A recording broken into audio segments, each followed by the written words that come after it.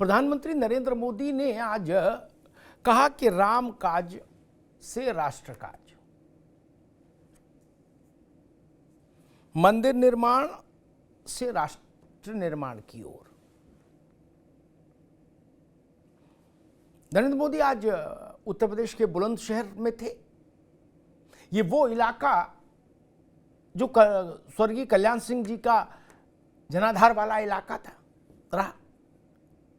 उस मंच से खड़े होकर प्रधानमंत्री ने अयोध्या का स्मरण किया और कल्याण सिंह जी का भी स्मरण किया।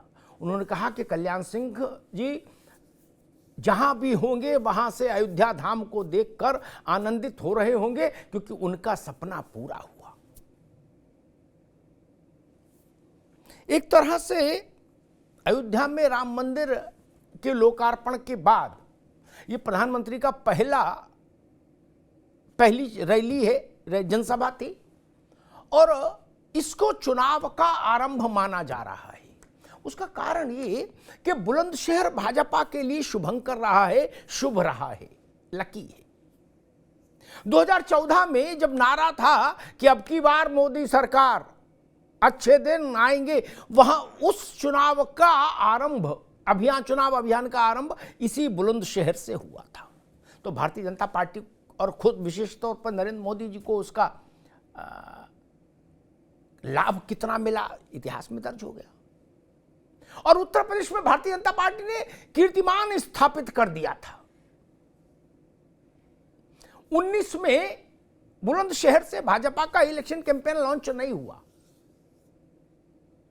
तो 19 में उत्तर प्रदेश में भाजपा की सीटें थोड़ी कम हो गई। तीसरी बार देश में नरेंद्र मोदी चुनाव में जा रहे हैं, उनकी लीडरशिप में भाजपा चुनाव में जा रही है, तो भाजपा ने फिर उसी बुलंदशहर को चुना। 14 से 24 बुलंदशहर का मंच।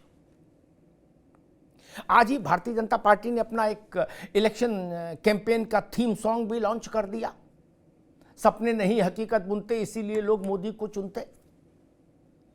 यानी भारतीय जनता पार्टी अयोध्या में राम मंदिर में रामलला के नूतन विग्रह के प्राण प्रतिष्ठा के बाद अब पूरी तत्परता के साथ इस युद्ध में उतर गई, चुनावी युद्ध में। बिहार में जननायक कर्पूरी ठाकुर को भारत रत्न देने का निर्णय कितना दूरगामी असर और संदेश वाला रहा, इसके इस बात से समझिए कि तब से बिहार में की राजनीति में जो तूफान मचा है वो थमा ही नहीं, और अभी लग रहा है कि वहां तो परिवर्तन हो सकता है। बिहार में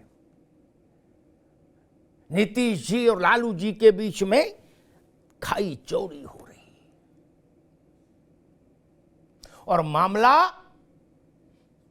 गड़बड़ा रहा है गठबंधन का। भाजपा और नीतीश कुमार के बीच में फिर कुछ हो सकता है, ऐसी अटकलें हवा में तैर रही हैं। पश्चिम बंगाल में कांग्रेस और टीएमसी में अलगाव हो गया। पंजाब में आम आदमी पार्टी ने कांग्रेस को बाय बाय कर दिया कि आपके साथ चुनावी गठबंधन नहीं होगा, बाकी कहीं हो, पंजाब में नहीं करेंगे। ये विपक्ष की स्थिति, क्लांत विपक्ष, थका सा विपक्ष और बिखरा बिखरा विपक्ष। दूसरी ओर भारतीय जनता पार्टी अयोध्या के से मिली ऊर्जा से लवरेज, राम लहर से प्राप्त तेज से आशान्वित, और निकल पड़ी है चुनाव पथ पर। भक्ति पथ राम पथ से होते होते अब चुनाव पथ पर आगे भारतीय जनता पार्टी। और उत्तर प्रदेश के बुलंदशहर से आज प्रधानमंत्री ने उसका आगाज कर दिया। हालांकि उन्होंने मंच पर कहा कि लोग कह रहे हैं कि मोदी चुनावी बिगुल फूंक रहे हैं। बोले मुझे चुनावी बिगुल फूंकने की जरूरत नहीं, मैं तो विकास का बिगुल ही फूंकता हूं, मेरे लिए चुनाव का बिगुल जनता फूंकती है, नरेंद्र मोदी ने कहा। और आज इसी मंच से उत्तर प्रदेश के मुख्यमंत्री योगी आदित्यनाथ ने एक नारा दे दिया,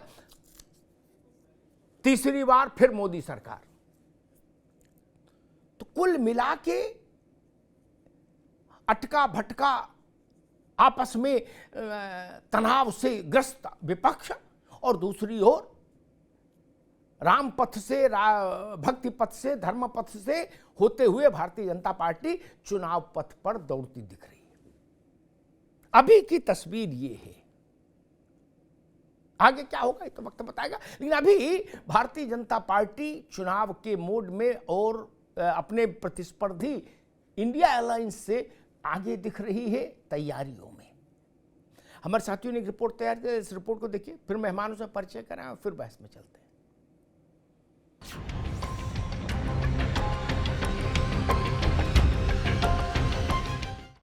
फिर एक बार मोदी सरकार, फिर एक बार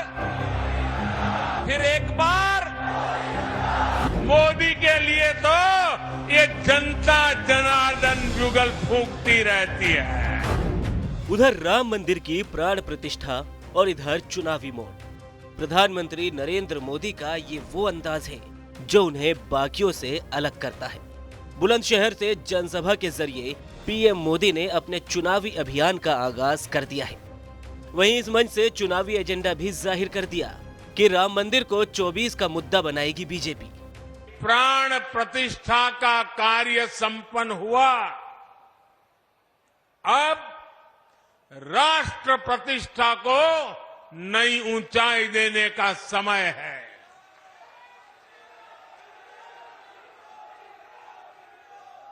हमें देव से देश और राम से राष्ट्र के मार्ग को और प्रशस्त करना है। 2014 वाला ये वो दाव है जो पीएम मोदी ने 2024 की बिसात के लिए चुना है। दरअसल 2014 के चुनावी अभियान की शुरुआत भी पीएम मोदी ने बुलंदशहर से ही की थी। अब मिशन 24 के इस मंच से पीएम मोदी ने वैसे तो तमाम योजनाओं की घोषणा की, वहीं विपक्ष पर भी जमकर निशाना साधा। अभी कुछ दिनों के बाद जब इस देश में आम चुनाव होंगे तो जनता जनार्दन आपके साथ फिर से खड़ी होकर के फिर एक बार मोदी सरकार, फिर एक बार पीएम मोदी ने चुनावी अभियान का शंखनाद कर दिया, लेकिन उत्तर प्रदेश में सपा और कांग्रेस का गठबंधन हिचकोले ही खा रहा है।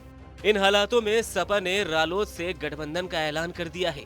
वहीं लखनऊ की सीट पर तो उम्मीदवार की घोषणा भी कर दी, लेकिन कांग्रेस से गठबंधन अभी अटका हुआ है। इंडिया गठबंधन में कौन कितने सीटों पर लड़ेगा, मुझे भरोसा है कि सीटों का बंटवारा ठीक होगा। समाजवादी पार्टी और कांग्रेस और हमारे सहयोगी दल सब मिलकर के उत्तर प्रदेश में भारतीय जनता पार्टी को हराएंगे। इधर 2024 के लिए जोर शोर से बैठकों का दौर खूब चला, लेकिन नतीजा ढाक के पात ही रहा। अब तो विपक्ष के इंडिया गठबंधन की गांठें हर तरफ से खुलने लगी है। पश्चिम बंगाल में कांग्रेस का हाथ झटकते हुए टीएमसी ने एकला चलने का ऐलान कर दिया है। আমি ইন্ডিয়ার এলাইন্স আমাকে একবার জানিয়েছে যদি আপনার রাজ্যে যাচ্ছি না জানাইনি, সুতরাং আমার সাথে কোনো সম্পর্ক নেই বাংলার ব্যাপারে। बिहार में भी राजनीति का मौसम बदलता दिख रहा है। फिलहाल नीतीश कुमार ने राहुल गांधी की रैली में शामिल होने से इनकार कर दिया, तो वहीं ममता बनर्जी के तेवर देख आम आदमी पार्टी का भी अंदाज बदल गया।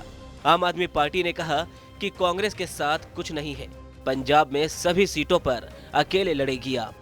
कितनी बार कहलाओगे मेरे से ये?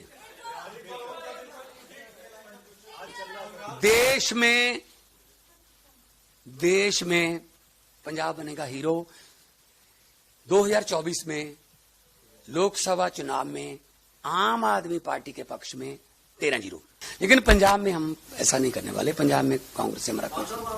बहरहाल 22 को राम मंदिर की प्राण प्रतिष्ठा के बाद पीएम मोदी ने 25 जनवरी को बुलंदशहर से 2024 का अभियान शुरू कर दिया है। वहीं 24 की बिसात पर विपक्षी खेमे में तो गठबंधन पर ही गदर मचा है। ऐसे में सवाल यही है कि ऐसे कैसे बीजेपी से लड़ेगा विपक्ष।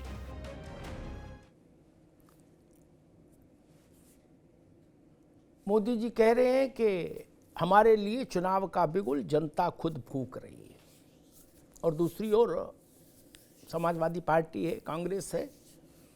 उत्तर प्रदेश में वो अभी तक ये तय नहीं कर पाए कि कौन कितनी सीटों पर लड़ेगा। तस्वीर ये है।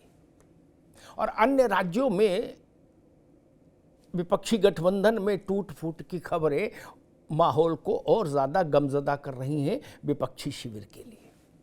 मेहमानों से आपका परिचय करा दें। राघवेंद्र सिंह जी हैं, भारतीय जनता पार्टी के प्रवक्ता। राघवेंद्र जी का स्वागत है। दीपक रंजन साहब हैं, समाजवादी पार्टी के प्रवक्ता। दीपक रंजन साहब का स्वागत है। तमजीद अहमद साहब हैं, कांग्रेस के प्रवक्ता। तमजीद अहमद साहब का बहुत स्वागत है। नावेद शिकोह, राजनीतिक विश्लेषक। नावेद शिकोह जी का बहुत बहुत स्वागत। नावेद जी, अब स्थिति क्या नजर आ रही भाई? भाजपा तो धर्म पथ से चुनाव पथ, राम काज से राष्ट्र काज, प्राण प्रतिष्ठा से राष्ट्र प्रतिष्ठा के अभियान में लग गई। उसने अपना इलेक्शन कैंपेन का थीम सॉन्ग भी लॉन्च कर दिया, सपने नहीं हकीकत बुनते इसीलिए लोग मोदी को चुनते। वो इतना आगे निकले जा रहे, इधर अभी बैठक ही नहीं हो पा रही, और बैठक हो भी रही तो उसमें चाय कॉफी से बात आगे नहीं जा पा रही। नावेद शिकोह जी। बिल्कुल, ये विपक्ष को भी इस कटु सत्य को स्वीकार करना पड़ेगा कि भारतीय जनता पार्टी जितनी तेजी से आगे बढ़ रही है और जितनी मजबूत हो रही है, उतना ही ज्यादा इंडिया गठबंधन और उसके घटक दल, और जो एक विचार किया गया था, जो ये कल्पना की गई थी कि सारे दल जो है वो भाजपा के खिलाफ एक छतरी के नीचे आके इंडिया गठबंधन का स्वरूप तैयार करेंगे, सब बिखर रहे हैं। बाकायदा मजबूत बयान आ रहे हैं हर तरफ से। आप अलग हो गया, लगभग तृणमूल अलग हो गई, जो मजबूत पार्टियां जो भाजपा को टक्कर देने की सबूत दे चुकी थी अपने अपने राज्यों में। और उत्तर प्रदेश में भी स्थिति बहुत खराब है, रिश्ता बनने की स्थिति नहीं है। मैं आपको छोटा सा एग्जाम्पल देता हूं कि भारतीय जनता पार्टी से लड़ने के लिए आज कांग्रेस के पास में उत्तर प्रदेश में प्रत्याशी नहीं है। इस बात को समाजवादी पार्टी अक्सर कहती रही कि कांग्रेस अपने प्रत्याशी बताइए पहले, फिर हम बताएंगे कि आपको कितनी सीटें देंगे। उसके बाद में कांग्रेस ने जोड़ तोड़ करके दो तीन मजबूत जनाधार वाले नेताओं को तोड़ा काटा, कहीं बसपा से लाए, कहीं कांग्रेस से लाए, 2-3, और उन क्षेत्रों में ही सपा ने रालोद को सीटें दे दी कि कहीं ऐसा ना हो कि कांग्रेस क्या यहां पर हमारे 2-3 मसूद हुए और 2-4 लोग जो बसपा से के सांसद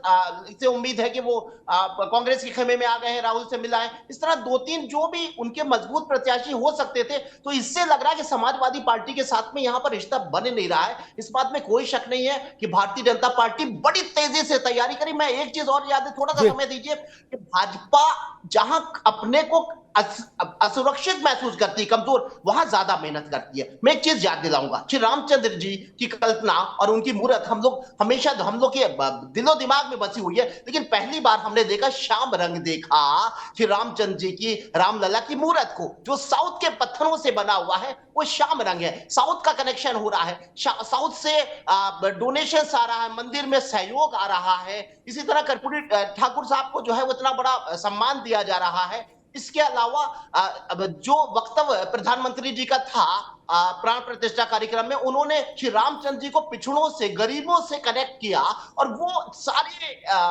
उन्होंने अपने जाल बिछा दिया जिसमें विपक्ष वो चाल ना चल पाए, जहां गरीबों का, पिछड़ों का, अल्पसंख्यकों की बात हो। तो वो राम मंदिर अपने आप में एक ऐसा फार्मूला है, प्राण प्रतिष्ठा एक ऐसा अनुष्ठान है जिसने भारतीय जनता पार्टी को और भी ज्यादा तगड़ा कर दिया है, और विपक्ष कमजोर हो रहा है। इस बात को अस्वीकार कोई नहीं कर सकता। जी अहमद साहब, वो था ना कि कहां तो तय था चिरागा हर एक घर के लिए, कहां तो तय था चिरागा हर एक घर के लिए, कहां चिराग मयस्सर नहीं है शहर के लिए। मतलब उम्मीद तो ये थी कि और मजबूती आएगी गठबंधन में, वहां टुकड़े टुकड़े हुआ जा रहा मामला। और सबसे बड़ी खबर बिहार की देहरी पर आकर टिकी हुई है। जिस क्षण वो खबर आ गई उस क्षण तो लुटिया डूब जाएगी।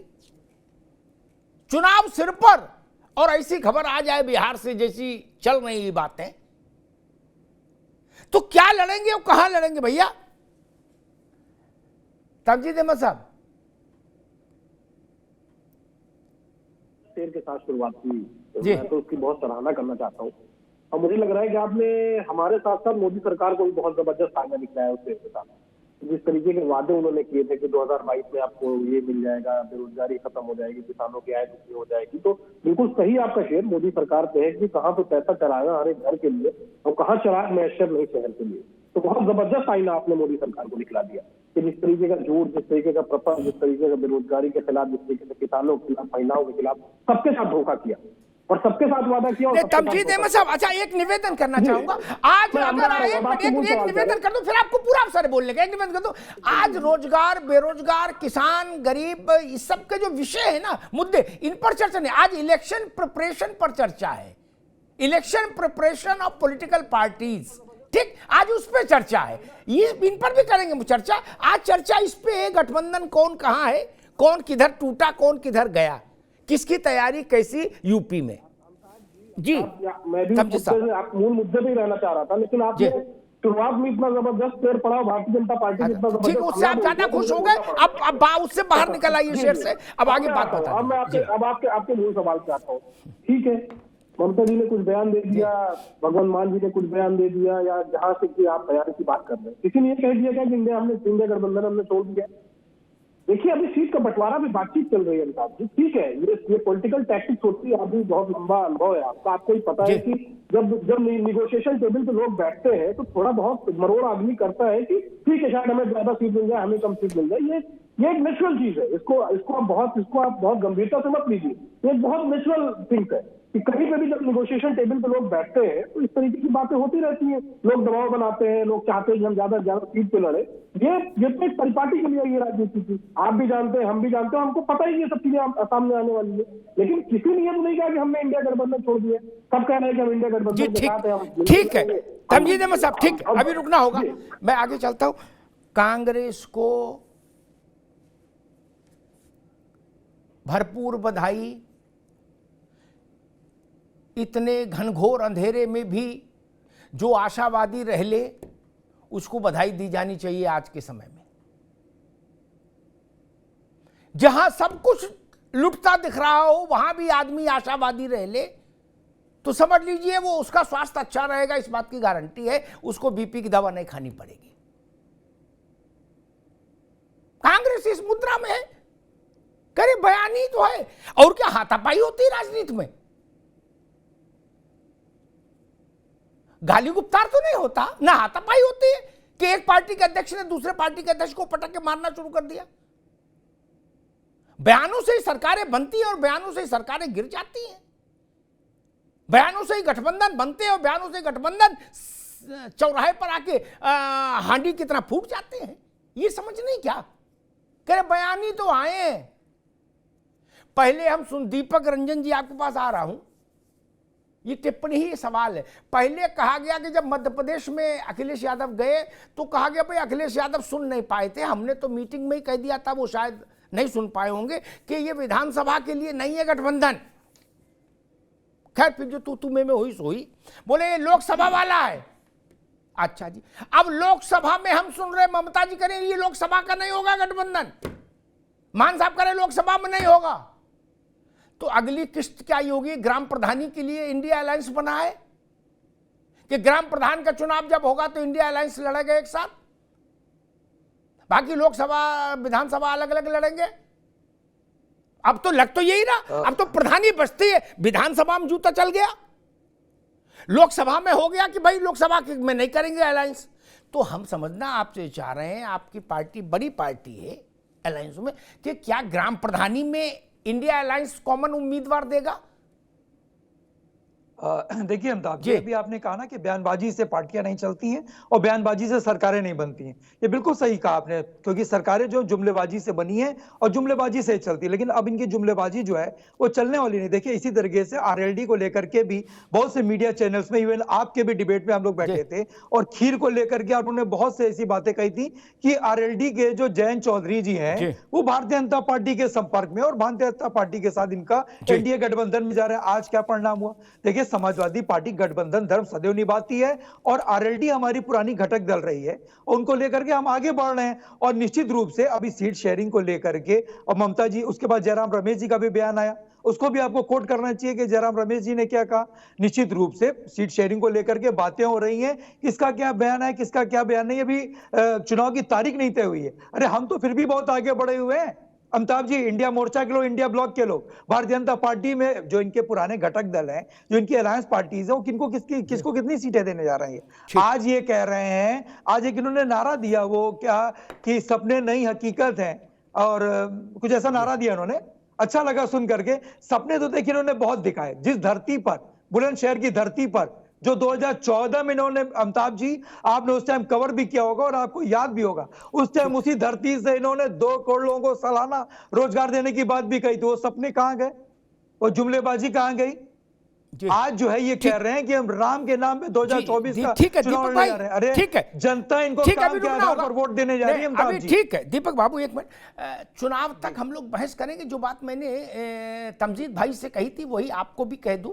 आज हमने विषय को सीमित किया इलेक्शन स्ट्रेटेजी तक, ठीक। 2 लाख रोजगार, 2 करोड़ रोजगार, हर घर में नल, हर घर में जल, इन सब विषयों पर भी चर्चा होगी। आज विषय अभी नहीं, बीच में नहीं, आज विषय ये है, उसी पर रहना होगा। एक दूसरी बात मैं कहूं कि ठीक है, रुक जाओ भाई, कहा गया कि जयराम रमेश की टिप्पणी का उद्धरण नहीं दिया। दीपक भाई ने कहा बंगाल में जयराम रमेश को कोई समझ रहा है, वहां ममता बनर्जी फैसला करेंगी कि जयराम रमेश फैसला करेंगे, उनके बयान का क्या करें?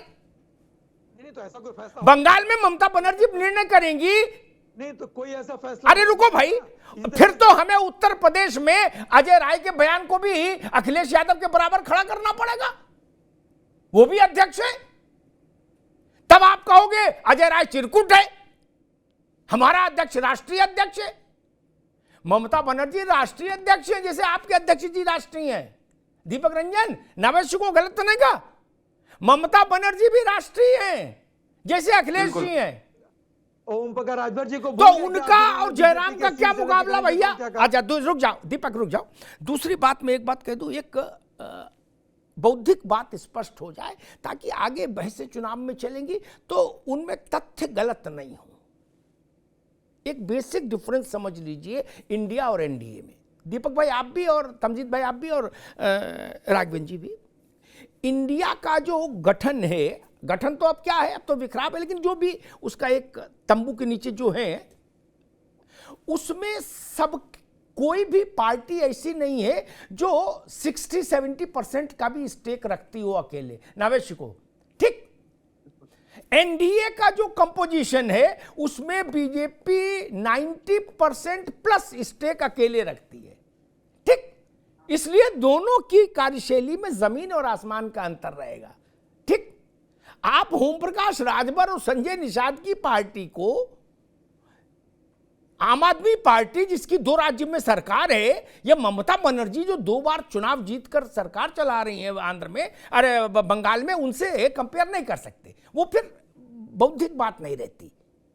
इसलिए मानकर चलिए कि दोनों का कंपोजिशन अलग है, दोनों का बेस अलग है, इंडिया का अलग, एनडीए का अलग। खैर राघवेंद्र जी, मसला भाई विपक्ष कह रहा है कि अभी तो बहुत टाइम बाकी है और जब इलेक्शन अनाउंस हो जाएगा तो बातें हो जाएंगी, फिर निपट सुलझ लेंगे। आपको क्या स्थिति दिखाई दे रही है? एक और अब जो नई परिस्थितियां बनी अयोध्या के बाद से, मैं खासतौर पर अयोध्या का उल्लेख करूंगा। अयोध्या के बाद से जो परिस्थितियां बनी कि पूरे देश का मन अयोध्या में, जो शारीरिक तौर पर सशरीर अयोध्या नहीं भी हैं, वो मन से अयोध्या में है। 5 लाख 5.5 लाख आदमी, सोचिए इस भीषण शीतलहर में अयोध्या में। उस परिस्थिति में अब आपको क्या दिखाई दे रही? राजनीतिक परिस्थितियां किस ओर जाती दिख रही? नहीं, देखिए भारतीय जनता पार्टी जो है बहुत ही सधे कदमों से राजनीति करती है और हम लोग देश और प्रदेश की जनता को बरगलाने का काम नहीं करते, नंबर 1। दूसरी बात, ये जो इंडी गठबंधन के लोग कह रहे हैं अभी चुनाव में देर नहीं हुई है, चुनाव की घोषणा नहीं हुई है, बिल्कुल सही कह रहे हैं। अब देखिए गालिब ख्याल अच्छा है मन बहलाने को, इसमें क्या कहा जा सकता है जब इनकी आंखों में पर्दा ही पड़ा हुआ है। अब वो चुनाव के बिल्कुल हम लोग बेला में खड़े हैं, इनको समझ में नहीं आ रहा, इन्हें लग रहा अभी चुनाव के बहुत दिन बाकी है। बिल्कुल सही कह रहे हैं। भारतीय जनता पार्टी को हो रही आवाज, भारतीय जनता पार्टी जो है ईमानदारी से काम करने वाला राजनीतिक दल। याद करिए जब 2022 में विधानसभा चुनाव संपन्न हुआ था उत्तर प्रदेश का, उसको बाद से लेकर के उत्तर प्रदेश से हम लोग बहुत ही ईमानदारी से सदैव कामों से काम कर रहे हैं। हम लोगों ने सबसे पहले नए मतदाता बनाए, उसका पुराने मतदाताओं से संपर्क किया, नए मतदाताओं से संपर्क किया, अपनी नए मतदाता जो बनाए उनसे अपनी विचारधारा बताने गए। उसके बाद हम लोगों के जितने भी मोर्चा प्रकोष्ठ है सब लोगों के अलग अलग बैठकें की, हम लोगों की नियमित बैठकें होती रहती हैं। हम लोगों ने संगठन में व्यापक रूप से फेरबदल किया, हम लोगों ने विधानसभा प्रभारी बनाए, लोकसभा प्रभारी बनाए, लोकसभा संयोजक बनाए। मेरा कहने का मतलब है हमारा जो गठबंधन है, हम लोग जो है एक व्यवस्थित तरीके से काम कर रहे हैं। इसके इधर हम एनडीए गठबंधन देख लीजिए, एनडीए गठबंधन की 4 बैठकें हो चुकी है अमिताभ जी। इनमें बैठकों में क्या तय होता है कि मीडिया कौन सेट करेगा, अखबार कौन सेट करेगा, फोटोग्राफी कौन सेट करेगा, लेंस की व्यवस्था कौन करेगा। इसके अलावा आज तक ये बैठक जो है आगे नहीं बढ़ पाई है। तो देखिए अब जो एनडीए गठबंधन कहां पर खड़ा है, जहां जहां चरण पड़े संतन के वहां वहां बंटाधार अमिताभ जी दिखाई पड़ रहा है। राहुल गांधी जी यात्रा निकाल रहे हैं, पश्चिम बंगाल गया, बिहार गया, पंजाब गया, उत्तर प्रदेश गया, लेकिन फिर भी इन्हें लग रहा है इनका गठबंधन है। चलिए ठीक है, आगे आने वाला समय बताएगा। भारतीय जनता पार्टी उत्तर प्रदेश में 80 के 80 लोकसभा सीटों जीतने का लक्ष्य लेकर के काम कर रही है अमिताभ जी, और वही हमारे उत्तर प्रदेश में वही हमारी दूसरी बात आपने जो लोकसभा ये जो बनाया राम जन्मभूमि वाला, देखिए ये लोग भारतीय जनता पार्टी को इस विषय में घेरते रहते हैं। देखिए ये जो है कांड वाली व्यवस्था या अन्य जो व्यवस्था है जो भारतीय जनता पार्टी अमिताभ जी नहीं देख रही थी। हमारे सभी प्रवक्ता, चाहे राष्ट्रीय प्रवक्ता हो चाहे प्रदेश की व्यवस्था हो, वो जो है न्यास मंच की व्यवस्था थी, अलग थी बिल्कुल। लेकिन एक बात सही है, भारतीय जनता पार्टी ने उसको लेकर के निरंतर संघर्ष किया है। हमारे लंबे समय से चुनाव के घोषणा पत्र का हिस्सा रहा है। हमारे सैकड़ों कार्यकर्ता इसमें हम लोगों ने खोए हैं और हम लोगों ने जो है 4 सरकारें खोई हैं। हमारा बहुत अपमान हुआ है इस विषय को लेकर के। ये लोग पूछा करते थे कि आप मंदिर नहीं बनाए, मंदिर जो बनाएंगे उसकी डेट नहीं बताएंगे। अब डेट भी बताए, अब ये लोग छिद्रान्वेषण बेवजह क्या कर रहे हैं। देश की जनता ठीक है, अभी रुकना होगा राघवेंद्र सिंह जी रुकना होगा। नावेश को एक घोषणा हुई थी इंडिया गठबंधन में कि आने वाले कुछ पिछली बैठक में कि आने वाले कुछ दिनों में सभी प्रमुख राज्यों में इंडिया गठबंधन की साझी रैलियां होंगी। क्या रैली तो कुछ नहीं हुई, रेला और हो गया बिहार में। क्या ममता जी ने कह दिया हम बंगाल में राहुल गांधी के साथ नहीं जाएंगे, नीतीश बाबू ने कह दिया हम नहीं जाएंगे राहुल के साथ, अखिलेश यादव ने कहा था कि सीटें बट जाएंगी तो सोचेंगे, नहीं तो आप जानो आपकी यात्रा जाने। नावेशी को सर ये बात बिल्कुल सही है कि ये अभी कनेक्ट ही नहीं हो पा रहा है, ये जुड़ ही नहीं पा रहे हैं। तो आगे की रणनीति कैसे बनाएंगे, कैसे साझा रैली करेंगे, कैसे सीट शेयरिंग करेंगे, अभी तो स्थिति यह है कि ये जुड़ ही नहीं पा रहे हैं। और बाकायदा बड़े बड़े नेताओं के बयान आ रहे हैं। ममता सुप्रीमो है अपनी पार्टी की, मुख्यमंत्री हैं, केजरीवाल की तरह पंजाब के मुख्यमंत्री हैं, वो इस तरह की बात कर रहे हैं। तो ये बात बिल्कुल सही है कि लेट बहुत हो रहे हैं।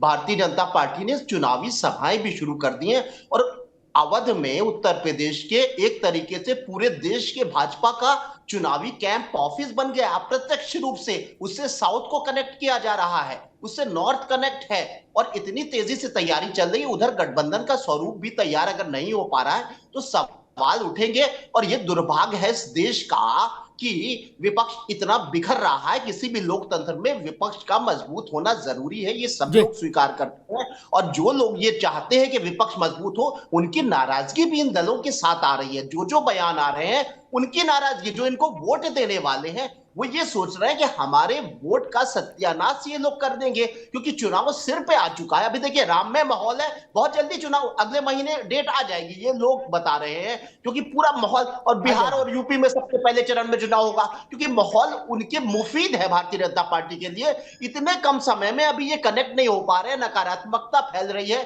कब सीट शेयरिंग होगी, कब ये एक होंगे, कब इनकी चुनावी रैलियां शुरू होगी, कब साझा रैलियां होगी, कुछ समझ में नहीं आ रहा। और सबसे बड़ी बात यह है कि विपक्षी साथी इस बात को स्वीकार नहीं कर रहे हैं। जी अहमद साहब, आप जब नावेश को बोल रहे थे और कह रहे थे तो आपको मैं देख रहा था, आप काफी प्रफुल्लित थे। मुझे लग रहा कांग्रेस ये माहौल अपने अनुकूल मान रही है कि बिखरा बिखरा रहे, अस्त व्यस्त रहे मामला, नहीं अमिताभ जी देखिए, हम लोग खुश बहुत रहते हैं क्योंकि आपकी प्रसन्नता का तो मैं कायल हूँ, आपकी जो ऐसी परिस्थितियों में भी प्रसन्न रहने। देखिए मुझे आपके शो पे बैठ के दारा शिकोह जी से और आपसे इतनी सलाह मुफ्त में मिल जाती है हम लोगों को कि शायद हम लोग बहुत भाग्यशाली समझते हैं। इस मामले में भारतीय जनता पार्टी थोड़ा महरूम रह जाती है कि आप लोगों की सलाह और दारा शिकोह जी की सलाह भारतीय जनता पार्टी को नहीं मिल पाती है। इस मामले में मैं इनको दुर्भाग्यशाली मानता हूँ। बहरहाल मैं आपके मुद्दे पे आता हूँ। मैं तो उम्मीद कर रहा था कि राघवेंद्र सिंह जी अभी टीवी पे बैठ के अपने पूरे घटक दलों का सीट बता देंगे कि इन्होंने बिहार में इतनी सीट दे दी और यूपी में इतनी सीट दे दी, निषाद पार्टी को इतनी सीट दे दी अपना दल को। मुझे ये भी उम्मीद थी कि कम से कम अगर राघवेंद्र सिंह जी नहीं गिना पाएंगे तो मुझे पूरी उम्मीद थी कि दारा शिकोह जी बैठ के गिना देंगे कि एनडीए गठबंधन के 38 दलों ने इस स्तर पे इतनी सीटें इस राज्य में इसको दे दी है। लेकिन दुर्भाग्य ये है कि वो सवाल उनसे पूछे भी नहीं जा रहे हैं और ना तो कोई विश्लेषण हो रहा है। इतना घमासान बचा हुआ है एनडीए घटक दलों के अंदर में, टूटा फूटा हुआ। एक 6 पार्टी के विधायक नेता बिहार के अंदर 15 सीटें मांग रहा है, 15 सीटें उन्होंने उत्तर प्रदेश के अंदर मांग दी है। निषाद राज पार्टी कह रहे हैं कि हम 8 सीटों पे लड़ेंगे, अनुप्रिया जी कह रहे हैं कि हम 15 सीटों में बचेंगे। घमासान को हम चाहे और दारा शिकोह जी तैयारी की बात कर रहे थे। आपको तैयारी राहुल जी की समझ में नहीं आ रही है कि पूरा मणिपुर से लेकर मुंबई तक की यात्रा ऐतिहासिक 6600 किलोमीटर की निकल रही है, आपको वो तैयारी नजर नहीं आ रही दारा शिकोह साहब। बड़ा दुर्भाग्यपूर्ण है ये दारा शिकोह जी कि आप कैसा विश्लेषण कर रहे हैं यहाँ पे बैठ के। आप बताइए कि असम के अंदर भारतीय जनता पार्टी को अपने गुंडे भेजने पड़ गए राहुल जी की यात्रा को डिस्टर्ब करने के लिए। ये हालात है भारतीय जनता पार्टी की, ये तैयारी है भारतीय जनता पार्टी की कि राहुल जी की यात्रा में जाके ईटा डंडा पत्थर चला रहे हैं। ये तैयारी भारतीय जनता पार्टी है। हम तो मोहब्बत का मुजाहरा कर रहे हैं। हमारी तो तैयारी इतनी जबरदस्त है कि अगले 15 दिन कम से कम उत्तर प्रदेश के अंदर यात्रा आएगी तो 15 दिन उत्तर प्रदेश के अंदर रहेंगे, वेस्ट बंगाल रहेंगे, बिहार रहेंगे, मुंबई में जाके यात्रा खत्म होगी। आप इतनी बड़ी तैयारी को आप लोग इग्नोर कैसे कर सकते हैं? और आप लोग कैसे इतना बड़ा जो परेशानी है इंडिया गठबंधन के अंदर जो घमासान मचा हुआ है उसको इग्नोर मत कीजिए। ये हालात बहुत बदतर स्थिति में है। एक बात समझिए, जेपी नड्डा जी को, अमित शाह जी को प्राण प्रतिष्ठा में नहीं बुलाया गया। आप इसको मामूली राजनीतिक पैगाम समझ रहे हैं? इतने बड़े नेता, राष्ट्रीय अध्यक्ष जेपी नड्डा और अमित शाह गृह मंत्री भारतीय जनता पार्टी के, उनको प्राण प्रतिष्ठा में आने नहीं दिया गया। आडवाणी जी को आने नहीं दिया गया। हमारी तो चलिए आपस में लड़ाई है, लेकिन भारतीय जनता पार्टी के अंदर कितना सिर फुटबॉल हो रहा है, आप इसको कैसे इग्नोर कर सकते हैं? ठीक है, वो उसका जवाब राघवेंद्र जी देंगे। लेकिन मैंने जो एक बात कही थी बौद्धिक, वो शायद कांग्रेस ने सुनी नहीं या सुनना नहीं चाहते। हम कुछ कहें, आप कुछ कहो, तो तुम्हें में कोई लाभ नहीं। बुनियादी बात समझ लीजिए। अच्छा, मैं एक सवाल पूछ लेता हूं, रुक जाओ भाई, अभी पलटकर 19 में भाजपा के अलायंस पार्टनर्स को कितनी सीटें मिली थी लड़ने के लिए? 20 मांग रहे, 25 मांग रहे, आपके पास जानकारी होगी। लेकिन ममता बनर्जी ऑन रिकॉर्ड बोल रही है, वो अनुप्रिया पटेल नहीं है ममता बनर्जी, वो ममता बनर्जी है। वो कह रहे हैं 42 में 42 हम लड़ेंगे, कांग्रेस को एक सीट नहीं देंगे। आप कह रहे हो कि नहीं, संजय निषाद और ममता बनर्जी बराबर हैं। तो फिर मुझे आपको भी प्रणाम करना पड़ेगा, आपकी राजनीतिक समझ को प्रणाम। अगर आपको लगता है ममता बनर्जी और संजय निषाद की पार्टी बराबर है, अगर आपको ऐसा लगता है कि निषाद पार्टी और सुहेल देव राजभर पार्टी आम आदमी पार्टी और तृणमूल कांग्रेस के बराबर है, तो मैं कहूंगा प्रणाम। फिर इसमें वो बहस की कोई गुंजाइश ही नहीं होती। खैर, राघवेंद्र सिंह जी, कांग्रेस इस बात से चिंतित है कि एनडीए के घटक दल बहुत सीटें मांग रहे हैं और वहां संघर्ष मचा हुआ है और वहां मामला सलट नहीं रहा है। अमिताभ जी, आपने शुरुआत में अपने बयान में ही कहा हुआ था, जो इंट्रो किया था, तो कि भारतीय जनता पार्टी 90% जो है भूमिका में है एनडीए गठबंधन में। जी जमजीत जी, जो हमारे कांग्रेस के प्रवक्ता जो है वो समझ नहीं रहे हैं या समझ के नासमझ बनने का प्रयास कर रहे हैं। भारतीय जनता पार्टी पूरे देश में बड़े भाई की भूमिका में है, उत्तर प्रदेश में भी बड़े भाई की भूमिका में है। हम लोग किसी पर आधारित नहीं है, चाहे संसद निषाद हो या कोई भी हो, हम लोगों का समझौता होने में कोई देर नहीं लगेगी। जो उनको देना होगा वो दे देंगे और हम लोग एक मंच पे बैठे हुए हैं। कहीं पर भी कहीं विवाद की डिस्प्यूट की जगह आपको नजर आ रही है? कहीं पर भी कुछ नहीं है। अभी यार तमजीत जी ने कहा था जेपी नड्डा जी और अमित शाह जी को बुलाया नहीं गया। अभी मैं कह चुका थी, ये लोग यही बात कहते घूम रहे हैं। अरे मान्यवर, ये जो कार्यक्रम का आयोजन भारतीय जनता पार्टी का आयोजन नहीं था। उत्तर प्रदेश में भाजपा की सरकार है, कानून व्यवस्था उसकी जिम्मेदारी थी। न्याय मंच जो है, न्याय बोर्ड जो है, जो काम कर रहा है, जो समिति है, वो काम कर रही थी। कार्ड बांटने का काम, किसको बुलाना है, किसको नहीं बुलाना है, किसको सफाई की व्यवस्था किसको देनी है, अन्य व्यवस्थाएं कैसे करनी, वो सब उसका काम माननीय भारतीय जनता पार्टी का काम नहीं क्या है। हमारा गला दुख गया ये कहते कहते, लेकिन आप लोग इसमें भारतीय जनता पार्टी को घेरने का काम कर रहे हैं। देश और प्रदेश की जनता भली प्रकार से समझ चुकी है, वो अच्छी तरीके से जानती है। हम लोगों के घोषणा पत्र का भाग रहा है। मैं फिर कह रहा हूँ, हम लोग अयोध्या में भगवान राम के जन्मभूमि के पक्षधर नहीं है, छाती ठोक के कहते हैं, लेकिन मान्यवर जो व्यवस्था जो थी, व्यवस्था भारतीय जनता पार्टी नहीं देख रही थी। फिर मैं आपको बताना चाह रहा हूं। ठीक ठीक। दीपक रंजन जी, अयोध्या में किसको कार्ड मिला नहीं मिला, जिसको कार्ड नहीं मिला वो शिकायत करने आए तो तब भी थोड़ा माहौल बने क्या? अन्यथा तो उस वकालत से कोई लाभ नहीं होना। या तो जिसको ना मिला हो वो आके दूसरे आपके मंच पर ही कहे कि भैया हमें कार्ड नहीं मिला, हमारी बात उठाओ, तब तो बात बनेगी। अन्यथा तो घटना घट गई। 5 लाख लोग अयोध्या में सड़कों पर हैं, उनकी ओर देखिए, चूंकि 90 दिन के भीतर वही बटन दबा के सरकार तय करेंगे हिंदुस्तान की। ठीक, उनकी ओर देखिए, उनके चरण पखारिए जाके। यहां बहस करने को लाभ मिलेगा क्या? बताओ कि इनको कार्ड क्यों नहीं दिया, उनको कार्ड क्यों नहीं दिया। जो ननकू वहां लाइन में लगा है सवेरे 3 बजे से दर्शन के लिए प्रभु के, उसको चाय पानी दीजिए, उसकी सेवा कीजिए, उसको कंबल दीजिए, उसकी सेवा का शिविर लगाइए, वहां से मोक्ष मिलेगा। और दूसरी बात, मैं एक बात जो कि कह रहा हूं, मैंने शुरुआत में भी कहा, फिर इस बात को और स्पष्ट कर दूं, चूंकि अभी 3 महीने तक ऐसी बहसें चलेंगी। पिछली बार बीजेपी ने 450 सीट लड़ी थी एनडीए में, दीपक रंजन जी। ठीक, इस बार बीजेपी लगभग 500 सीट लड़ेगी, यानी 45-43 सीटें जितनी भी बचेंगी वो अलायंस में बटेंगी। ठीक, क्या इंडिया गठबंधन में कोई पार्टी है जो 500 सीट लड़ेगी? नहीं। कोई 250 भी वाली नहीं है। ममता ने कहा कांग्रेस को 200 के अंदर लड़ना होगा, तो दोनों का मैथमेटिक्स अलग नहीं होगा।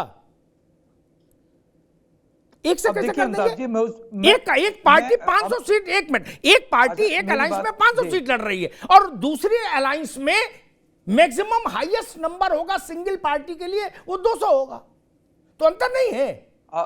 देखिए अमिताभ जी, मैं इस विषय में नहीं जाना चाहता, क्योंकि आपकी हो सकता है बीजेपी के बड़े नेताओं से बात हुई होगी कि वो 400 लड़ेंगे, 500 लड़ेंगे। ना 450 पिछली बार, एक मिनट, बड़े नेता ने 450 पिछली बार लड़े थे। अब अमिताभ जी मेरी बात आने दीजिए। यही हमारी पार्टी में लोकतंत्र। और रहा सवाल देखिए हिंदुस्तान का, ये हमारे लिए बड़ा हर्ष का विषय है कि आज पूरा हिंदुस्तान जो है वो प्रभु श्री राम में आस्था रखता है, प्रभु श्री राम की दर्शन करने जा रहा है। लेकिन हिंदुस्तान, देवतुल्य जनता जो है वो राम में हो सकती है, वो भाजपा में है, इसका आप नहीं कह सकते हो कि वो भाजपा में होगी।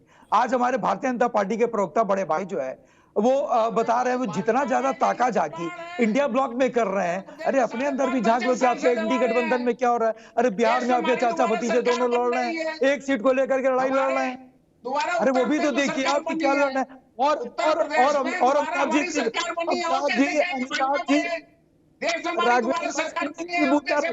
राघवेंद्र जी सुनने की बूता रखो।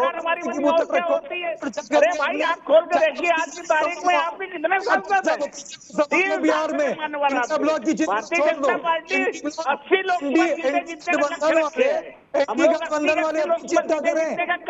और क्या जनता मुख्यमंत्री भाई साहब ने जो है वो एक और नया विवाद खड़ा कर दिया, सिर्फ 45 मिलेगी घटक। अब खड़ा कर दिया भारतीय जनता पार्टी तो राम में है, ये विवाद खड़ा कर दिया। देश की जनता भाजपा में है। आप उनको मनाओ, और जो बिहार में जो झगड़ा चल रहा है ना चाचा भतीजे का, उनको संभालो। हमारे वहाँ समोसा में टांगा झांकी करना छोड़ दो। इंडिया ब्लॉक में क्या सर्व हो रहा है, क्या नाश्ता हो रहा है, क्या नहीं हो रहा है। अरे छोड़िए, आपसे क्या मतलब, आपसे क्या लगता है? आप अपने इंडिया को देखिए ना, एनडी गठबंधन को देखिए। इंडिया गठबंधन तेजी से बढ़ रहा है और अमिताभ जी ने नया विवाद छेड़ दिया है कि घटक लड़ेगा। अब बनाइए अपने घटक वालों को, अब घटक बहुत बड़ी बात होगी। बड़े सेंसिबल प्रवक्ता वो जर्नलिस्ट हैं और बड़े बुद्धिजीवी हैं और इनके सूत्र बिल्कुल सही होते हैं। अपने घटक दल को संभालिए कि अब 45 में क्या करोगे, किसको कितना देंगे। अरे आपकी हमारी चिंता मत करिए, हमारे आप हमारी चिंता क्यों कर रहे हो? अरे तो आप हमारी चिंता क्यों कर रहे हो? क्या समोसा आपको भी समोसा कहिए तो पहुंचवा दें, आपको भी समोसा भिजवा दें, चाय भिजवा दें। ठीक है, दोनों लोग रुकिए, दोनों मित्र रुकिए।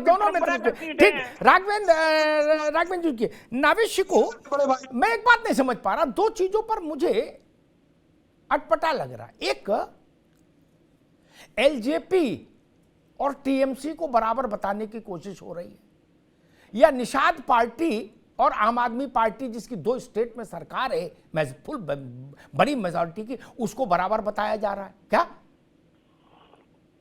एक दो ये और दूसरा, मैं इस बात से बड़ा वो हूं कि 450 सीट पिछली बार बीजेपी लड़के आई अलायंस में, क्या इस बार 500, लगभग 500 सीट लड़ेगी, 2-4-5 कम ज्यादा हो सकते हैं, 500 सीट बीजेपी लड़ेगी। ठीक, दूसरी तरफ जो गठबंधन है उसमें कांग्रेस को 250 भी देने को तैयार नहीं उसके पार्टनर्स। तो दोनों का डीएनए एक कैसे हो जाएगा, एक तराजू पर कैसे तुल जाएंगे दोनों नवश्य को। और मुश्किल ये कि विपक्ष डिनाइल मोड में, वो कह रहा ममता बनर्जी ने क्या कहा छोड़ दो, आम आदमी ने क्या कहा छोड़ दो, ये बताओ वो चिराग पासवान का क्या मसला क्या है। अच्छा मान लीजिए चिराग पासवान को 1 सीट कम मिले या ज्यादा मिले, उससे लोकसभा का चुनाव प्रभावित हो जाएगा क्या? चिराग पासवान की उतनी बड़ी स्थिति है क्या देश में नवश्य को? लेकिन ममता अगर अलग लड़ेंगी तो वो बंगाल का रिजल्ट तो पलट ही देंगी नवश्य को। बिल्कुल, ये अहमद भाई और दीपक भाई से ये बात कहना चाहेंगे कि इनका पक्ष बिल्कुल सही है कि हमें सत्ता पक्ष की कमजोरियों को भी इंगित करना चाहिए, लेकिन वो मौका तो दें। हम कह रहे हैं चिराग का ही एक बयान आ जाए, कुशवाहा का किसी एक का बयान आ जाए, उनके सिरे को पकड़ के हम पूरी चरखी कर लें। वो मौका ही नहीं दे रहे हैं। यहाँ बात हो रही है चुनावी तैयारी की, और चुनावी तैयारी में वो दक्ष हैं, परफेक्ट हैं, ये बात आप भी मानते हो। वो जमीन पे उतर आए हैं। नहीं, ये बात हम ही नहीं मानते, ये बात अखिलेश यादव ने ऑन रिकॉर्ड कही, अखिलेश यादव ने ऑन रिकॉर्ड कही ये बात कि बीजेपी का जी, और उन्होंने यही नहीं कहा, उन्होंने कहा बीजेपी ने ऐसा ऐसा काम किया, उनके शब्द कोट कर रहा हूं दीपक रंजन, अखिलेश यादव जी के, उन्होंने कहा बीजेपी ने ऐसा ऐसा काम किया है कई राज्यों में तो कि उन्होंने अपना वोट बेस 60% के पार ले जाके खड़ा कर दिया, अखिलेश यादव ने कहा है। हम लोग सवाल उठाएंगे, उनकी हम बगावत होने तो दीजिए। उनके घर के कमरे के अंदर अगर कोई बगावत हो रही है, हमारे तक आवाज ही नहीं आ रही है, तो हम टिप्पणी कैसे कर ले उनकी? यहाँ देखिए, सांसदों के टिकट कटेंगे, अगर 10-20 सांसद बागी हो जाएंगे, हम खूब चर्चा करेंगे, सवाल उठाएंगे। उनके घटक दलों का अगर बयान आता है कि हम बगावत कर देंगे, हम दूसरी जगह चली जाएंगे, चर्चा होगी। आप देखिएगा इसी चैनल पे अमिताभ जी ही चर्चा करेंगे। आप उनको वो मौका नहीं दे रहे हैं, आप मौका दे रहे हैं। आपके साथी बाकायदा बड़े नेता बयान दे रहे हैं, कड़वे बयान दे रहे हैं, इसलिए चर्चा हो रही है। भारतीय जनता पार्टी में लाख ऐब हैं और इसकी चर्चा होती है, लेकिन इस वक्त बात हो रही है चुनावी तैयारियों की और उनके एके की और आपके बिखराव की। उनके यहां बिखराव नजर नहीं आ रहा है। उनका एक बयान आप बता दीजिए कि उनके नेता ने ये कहा भारतीय जनता पार्टी के या एनडीए की कि भाई ये हमारे साथ अन्याय हो रहा है, हम उनको ब्लैक में, इस तरह का कोई बयान आप बता दीजिए। अगर आप अभी बता देंगे, अभी चर्चा शुरू हो जाएगी। नहीं है कोई बयान। बिल्कुल वही मैं कह रहा हूं। दीपक रंजन जी, ऐसे तो झाऊझाऊ हो जाती है, नाविश्यकों ने क्या कहा या राघवेंद्र जी ने क्या कहा, अखिलेश यादव ने क्या कहा, मैं वो आपके सामने अब मैंने रखा क्या। और उन्होंने दूसरे एक जगह इंटरव्यू में ये कहा, अखिलेश जी ने, भारतीय जनता पार्टी से लड़ना है तो इस ढंग से लड़ाई नहीं हो पाएगी, इंडिया गठबंधन को बहुत फास्ट होना पड़ेगा, क्योंकि भारतीय जनता पार्टी एक्सपर्ट है इलेक्शन मैनेजमेंट में। ठीक। और दूसरा वक्तव्य उनका यह था कि कई राज्यों में भाजपा ने ऐसा ऐसा काम किया है कि उसका वोट शेयर 60% को क्रॉस कर गया, ये अखिलेश यादव ने कहा। अब उनसे बड़ा नेता तो सपा में कोई है नहीं, देश में कोई नहीं है। नहीं, अब देश की तो चलो ठीक है, हमारे लिए हमारे लिए अमिताभ। जी जी जी। तो वही बात तो हम कह रहे थे, तब आप नाराज हो जाते हो। ये तो अखिलेश यादव से नाराज हो कि भाई आपने कैसे कह दिया, हमारे यहाँ बिल्कुल तैयारी दुरुस्त चल रही है। देखिए, मैं शिको भाई की बात मैं कहना चाहता, देखिए जो श्री अखिलेश यादव जी ने कहा, आदरणीय अखिलेश यादव जी ने कहा, बिल्कुल सही है कि अगर मान लीजिए अगर आपको किसी से कुछ सीखने को मिलता है या अगर कुछ चीजें अपने आप को आप लोगों के बीच में रख करके अगर आप अपनी मजबूती प्रदान करते हैं तो उसमें कोई गुरेज नहीं होना चाहिए जी। अब हमारे नेताजी, आदरणीय श्रद्धेय नेताजी आज हमारे बीच में नहीं है। नेताजी की तो तारीफ हर मन से लोग करते थे। इसका मतलब ये नहीं था कि उन्होंने समाजवादी पार्टी ज्वाइन कर ली थी। नेताजी की कार्यशैली, नेताजी की चतुराई, नेताजी का अपने वर्कर्स को लेकर के चलना, इसकी हर पार्टियां तारीफ करती थी। और देखिए, रहा सवाल शिको भाई की, मैं बात कर, बड़े भाई हैं, बहुत सीनियर हैं, मैं इनकी किसी भी टिप्पणी पे टिप्पणी नहीं करना चाहता, लेकिन देखिए शिको भाई, आज की तारीख में सत्ता पक्ष में किसी की हैसियत नहीं है कि अपने सत्ता पक्ष में अपने शीर्ष नेतृत्व के खिलाफ एक शब्द बोल सके। अभी आने दीजिए चीजें, अभी सीटों का बंटवारा होने दीजिए, अभी देखिए किस तरीके से इनके यहाँ ग्लिचेस आएंगे, इनके किस तरीके से जो है सिर फुटोवल होगा। भाई आप कह रहे हैं, बिल्कुल आपकी बात, जो बात एक बात मैं आपके पास और कहना चाहता हूं। देखिए, पार्टियां चाहे छोटी हो, चाहे 2 सांसद क्यों या एक भी सांसद नहीं हो या एक भी विधायक, ऐसी बहुत से घटक दल जो है इनके वहां भी है, ऐसे बहुत से घटक दल मेरे यहाँ भी, लेकिन हर पार्टी की अपनी एक स्ट्रेटजी होती है, हर पार्टी का अपना एक एजेंडा होता है। और देखिए, चिराग पासवान जी की पार्टी को अगर आपको छोटी लगती है, संजय निषाद जी की पार्टी आपको छोटी लगती है, आप तो बरगद का पेड़ हो, आप तो अपने नीचे किसी को बढ़ने नहीं देते हो, तो आप हटा के निकाल के बाहर फेंको ना उनको। ठीक, आप हटा दीजिए उनको अगर आपको लगता है छोटी पार्टी है। और अमिताभ भाई, आपने बहुत बड़ा विवाद खड़ा कर दिया। आपने कहा कि 500 सीटों पर अकेले भारतीय जनता पार्टी लड़ेगी, तो इतने 38 घटक दल बना के 40 सीटों में क्या करेंगे सब? जी ठीक ठीक है। ये सवाल आपका तब जायज होता अगर आपने 19 में ये सवाल उठाया होता कि 450 आप अकेले क्यों लड़ोगे। लड़े, 303 जी, अरे रुको भाई, 303 जीत के आए, 543 पर लड़ जाए भैया, मतलब है 303 जीत के आए। ये तो देखो, हमसे क्या मतलब है, ये लड़े ना। अरे अभी तो आप पूरा मतलब बता रहे थे कि 500 या अकेले लड़ेंगे तो बाकी क्या करेंगे। ठीक, दीपक रंजन आगे बात आ गई। अरे रुको, रहे ना, ठीक है, इनके घटक दल जाने के कितनी सीटें मिलने की हमसे क्या लेना देना। ये हमारे में ताका झाकी करते हैं, इंडिया ब्लॉक के लोग किसी में ताका झाकी नहीं करते हैं। ठीक है, और राघवेंद्र भाई कह रहे थे समोसा चाय, अगर ये कहेंगे तो अभी रुकना होगा, अभी रुकना होगा। राघवेंद्र भाई को भी समोसा चाय भिजवाऊंगा। भाई अरे रुक जा भाई, आप रुक जाओ कि फला पार्टी को छोटा बता दिया, ढिका को बड़ा बता दिया। अब छोटे बड़े की बहस में नहीं पढ़ना चाहता, मेरे तो सभी मित्र हैं सारी पार्टियों जो चला रहे हैं। लेकिन एक बात कह दूं, चुनाव में आपने केशव देव को साथ रखा, नावेद बाबू, चुनाव बाद केशव देव से वो फॉर्च्यूनर खिंचवा ली क्या? छोटे थे इसीलिए ना। ये सवाल के जवाब अब वो फिर नहीं, आप जवाब नहीं, आपने कहा इसलिए मैंने कह दिया छोटा बड़ा। ठीक, मसला ये नहीं है, मैं इतना बड़ा हिपोक्रेट नहीं हूं, माफ करिए, अच्छा लगे तो भली भला, बुरा लगे तो पानी पियो। मैं इतना पाखंडी नहीं हूं कि मैं ये कह दूं कि भाजपा और निषाद पार्टी बराबर, कांग्रेस और पीस पार्टी बराबर। मैं इतना बड़ा ना मूर्ख हूं और ना पाखंडी हूं, क्षमा करिएगा। जो कह सकते हैं उनको मेरा दंडवत प्रणाम, मैं नहीं कह सकता। आपको अच्छा लगे, बुरा लगे, कुछ लगे, ये तो मैंने कहा, मैंने आपको कहा, इसलिए मैं इस बहस में नहीं पढ़ना चाहता। मैं हर पार्टी की उसकी जो रियल ब्रांड वैल्यू है इलेक्शन से आती है समझ में, और किससे आएगी? थर्मामीटर तो इलेक्शन ही है। पार्टी तो आयूब साहब की भी है, पीस पार्टी, उनका भी अपना दफ्तर है, लेटर हेड है, मोहर है, महानदल भी है, केशव देव वाला, कृष्णा पटेल जी भी हैं। लेकिन अगर आप मुझसे ये कहलाना चाहे कि कृष्णा पटेल और मल्लिकार्जुन खड़गे की पार्टी बराबर है, तो मैं ये नहीं बोल सकता भाई ना।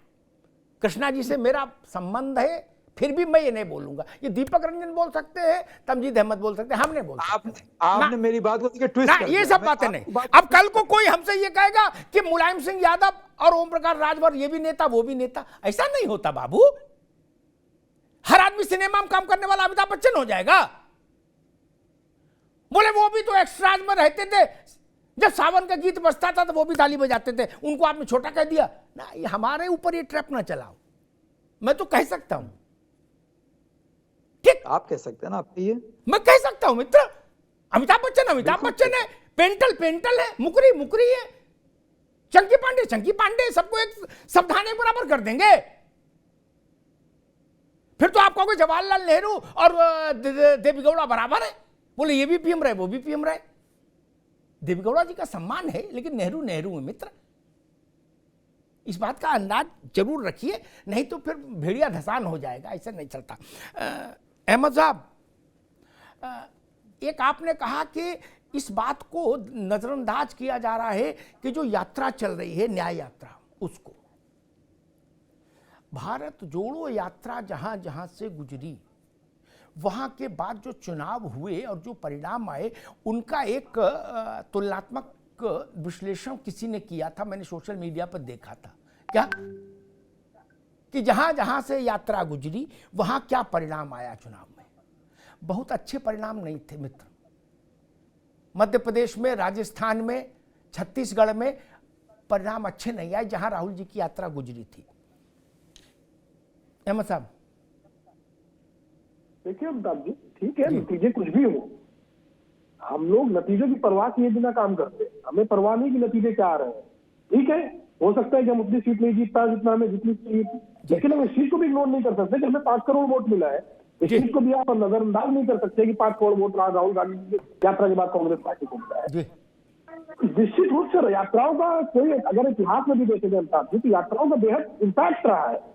हमेशा हिंदुस्तान में जितनी भी यात्राएं नहीं है वो बहुत सफल यात्राएं रही है और बहुत ही जबरदस्त तरीके से उसका रिस्पॉन्स आया है, भले ही थोड़ा इसमें टाइम लग जाए। अच्छा, मैं आता हूँ नावेश टिकोट आपकी बात चाहता हूँ। जिन्होंने कह रहे थे कि हम लोगों को सुनाई नहीं पड़ रहा है कि कोई परेशानी है एनडीए गठबंधन की। निश्चित रूप से एनडीए का गठबंधन इतना इंटैक्ट है और भारतीय जनता पार्टी का इतना जबरदस्त मैनेजमेंट है कि नावेश टिकोट जी को भी महिमा मंडन करने में मजबूर कर रहा है। 3 घटक दल में आपको गिरा रहा हूं। ये डीएमके छोड़ के गई, क्या वो आपको आवाज सुनाई नहीं पड़ी नावेश टिकोट जी? पंजाब में इनकी सबसे बड़ी घटक दल अकाली दल छोड़ के गई, वो आवाज आपको सुनाई नहीं पड़ी है? उनकी महबूब पार्टी महबूबा मुफ्ती पीडीपी उनको छोड़ के गई, वो आवाज आपके कान में नहीं गई है? तो बेहद कड़े सवाल आपके ऊपर खड़े हो जाते हैं नावेश टिकोट जी, जब आप ये कहते हैं कि वहां कोई बात ही नहीं है। इसका मतलब या तो वो आवाज आपको सुनाई नहीं पड़ रही, या तो आवाजों को आप सुनना नहीं चाहते। और अगर सुनना नहीं चाह रहे हैं तो फिर आप विश्लेषण नहीं कर रहे हैं। फिर आप बिल्कुल सही कह रहे हैं कि भारतीय जनता पार्टी का मैनेजमेंट इतना बढ़िया है कि आपको भी महिमा मंडन करने में मजबूर कर रहे हैं।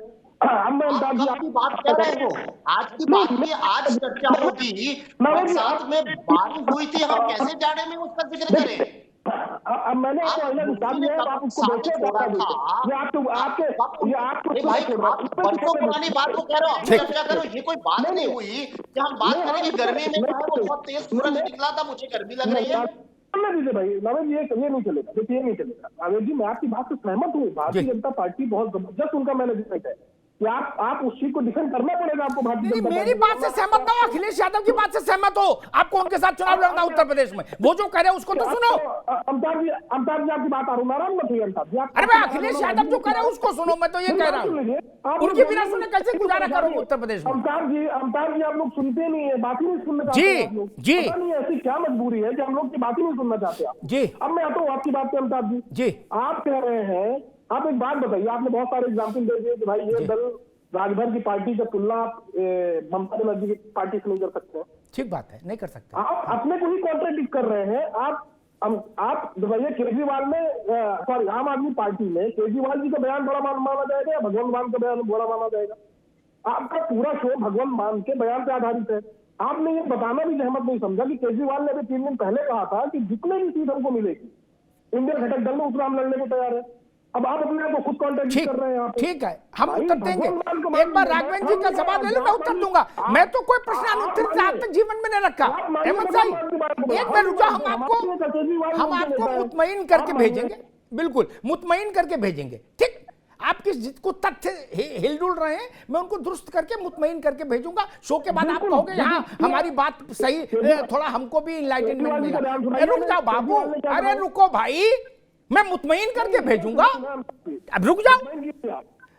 राघवेंद्र सिंह जी, सारी उम्मीद इस बात पर टिकी है, पहले ये अपेक्षा थी कि भाई मंत्रिमंडल विस्तार में देर हो रही है तो शायद दारा सिंह कुछ बोल दे, दारा ना बोले तो ओम प्रकाश कुछ बोल दे।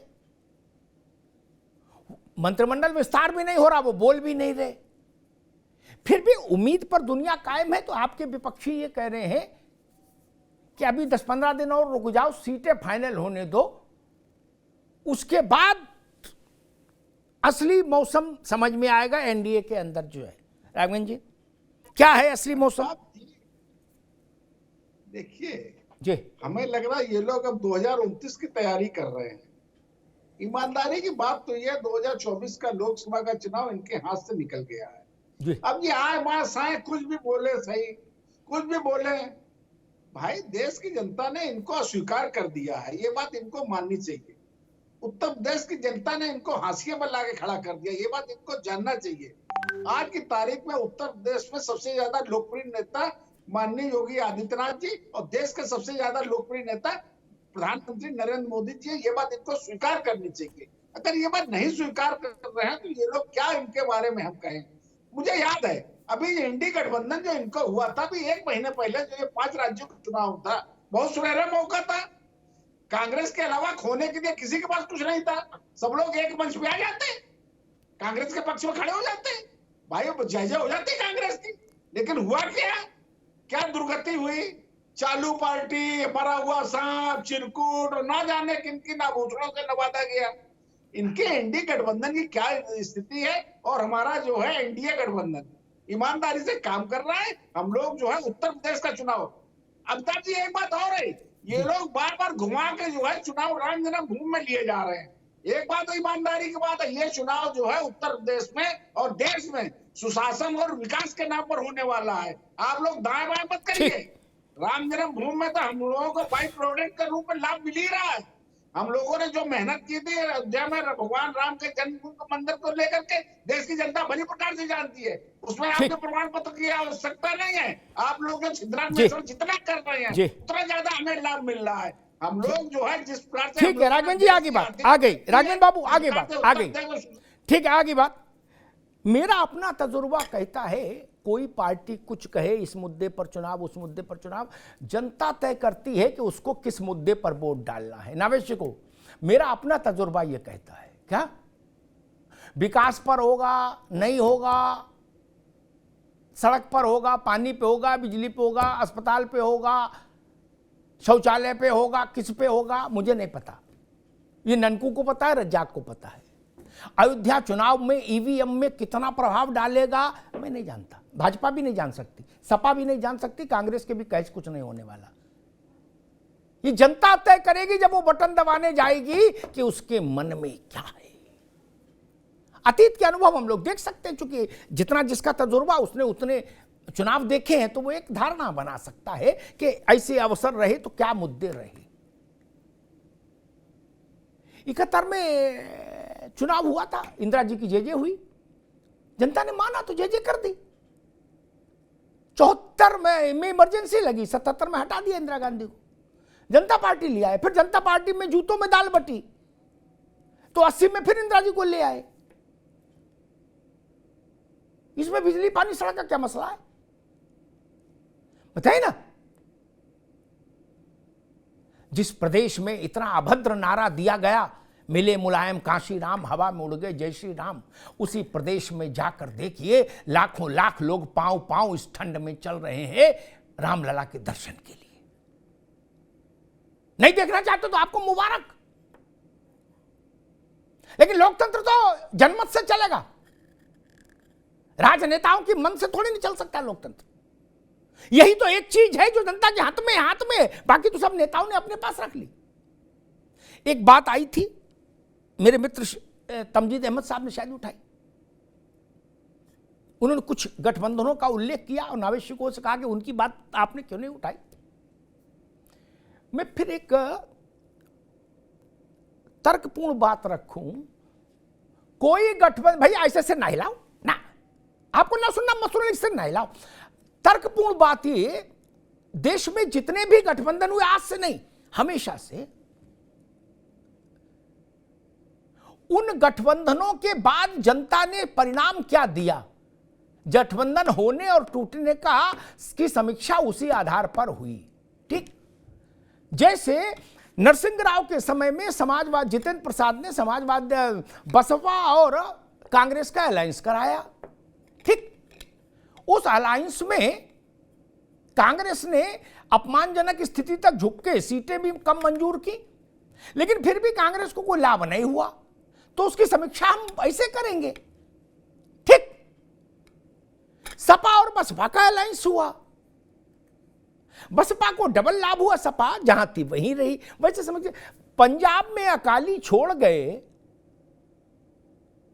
पंजाब में अकाली के छोड़ जाने से भारतीय जनता पार्टी की लोकसभा में सरकार नहीं बनी। तमिलनाडु में एआईडीएमके के छोड़ जाने से भाजपा अल्पमत में आ गई लोकसभा में। ये चुनाव लोकसभा का हो रहा है ना, नहीं ना। महबूबा के छोड़ जाने से भाजपा को 303 छोड़िए 103 सीटें रह गई, क्या 200 सीटें गायब हो गई? नहीं ना। फिर तर्कपूर्ण बात करो। ये समय अब दाएं बाएं घूमने का नहीं, 90 दिन के भीतर तो वोट हो जाएगा देश में भाई, तब क्या करोगे? मुलायम सिंह यादव और कांशीराम के अलायंस का क्या रिजल्ट रहा, सब लोग उसकी भी बड़ा महिमा मंडन करते हैं। बहुत कम लोगों को स्मरण होगा, दीपक बाबू, मुलायम सिंह यादव और कांशीराम के अलायंस में जिसमें ये अभद्र नारा भी आया, क्वाइन हुआ था, उसमें का भी नावेद परिणाम यह था कि दोनों को मिला के भी मेजॉरिटी नहीं आई थी। क्या ऐसा नहीं था कि स्वीप कर दिया था ना? हमने एक अलायंस अखिलेश जी मायावती जी का देखा, अखिलेश यादव, मायावती जी और अजीत चौधरी, अजीत सिंह, जैन चौधरी के पिताजी। बड़ा अलायंस था, गणित के हिसाब से बहुत बड़ा अलायंस था। जमीन पर रिजल्ट क्या रहा? 5 की 5 ही रही सपा की, 6ठी सीट भी नहीं आई। मुझे याद है मुलायम सिंह जी ने उस लोकसभा चुनाव की, 14 के लोकसभा चुनाव की समीक्षा करते हुए कहा था, उस बैठक में अखिलेश जी भी थे, सब लोग थे, कि हमसे संसद में लोग कहते हैं कि नेताजी अब तो एक ही मारुति वैन में पूरी पार्टी आ जाएगी, 5 लोग। क्या हुआ गठबंधन से? मसला ये नहीं, गठबंधन फलदायी भी होना चाहिए, एक दूसरे के लिए शुभंकर भी होना चाहिए, शुभ फलदायी भी होना चाहिए। और मैं समझ नहीं पाता कि अगर जो बात अखिलेश जी ने कही, बड़ी अच्छी बात कही, इसमें मिर्ची क्यों लगे कि नहीं राहुल गांधी को मान लो? अगर अखिलेश यादव ने कहा कि कई जगह बीजेपी ने राज्यों में ऐसा काम किया है कि उसका वोट परसेंटेज 60 तक पहुंच गया है, तो उससे ऐसे नहीं लड़ा जा सकता 60% वोट वाली पार्टी से, तो उसमें क्या बुरी बात कह दी, गलत बात कह दी? बोले नहीं नहीं राहुल गांधी यात्रा अब निकले वो सब कर दे। अरे पहले यात्रा में क्या कर लिया जो आप कर देंगे? पहले का भी तो रिकॉर्ड लाओ, तब आप एकदम बैरागी हो जाते हो, बीतरागी हो जाते हो, है बाबा हो जाते हो, कहते अमिताभ जी हम चुनाव के लिए राजनीति नहीं कर रहे। तो काहे के लिए कर रहे हो भैया? फिर सत्यनारायण कथा करो। अगर चुनाव के लिए राजनीति नहीं होती है तो पार्टी क्यों बना के रजिस्ट्रेशन कराते हो? फिर एनजीओ ना बना लो। दीपक रंजन जी, कोई पार्टी अगर ये कहती है कि हम चुनाव के लिए राजनीति नहीं करते, तो इससे बड़ा कोई झूठ है क्या नावेद बाबू? नहीं ना। ये कैसी बात हो गई कि हम तो चुनाव के लिए नहीं पार्टी? तो भाई पार्टी बंद करके एनजीओ खोलो ना यार, फिर चुनाव लड़ते क्यों?